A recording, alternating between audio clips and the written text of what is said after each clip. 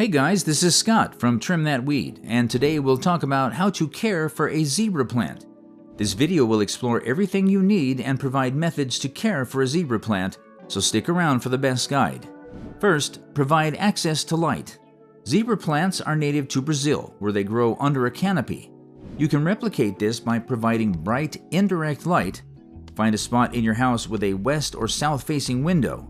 Place the plant behind the thin curtain to ensure it doesn't get direct sunlight so the leaves don't scorch. Check the soil. Once you've found the right place, check the soil. Zebra plants prefer acidic to neutral pH soil of 5.6 to 6.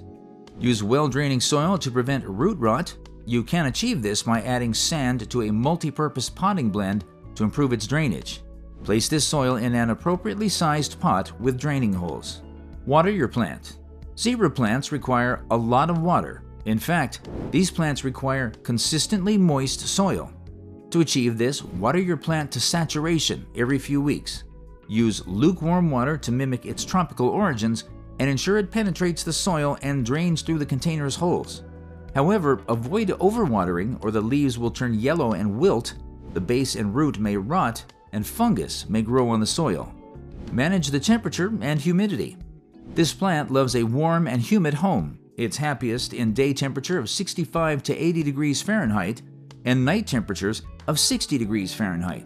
The zebra plant doesn't do well in temperatures lower than 55 degrees Fahrenheit. Regarding humidity, this plant prefers a 60 to 70% humidity. To achieve this, do any of the following. Mist the leaves using lukewarm water in the morning. Place a tray filled with water under the pot. Ensure it doesn't touch the water. Place a humidifier near the plant. Also, keep your zebra plant away from AC vents and heaters to reduce evaporation. Add fertilizer.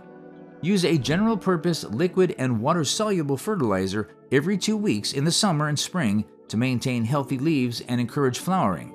Mix the liquid fertilizer with water to half its strength and use it on your zebra plant.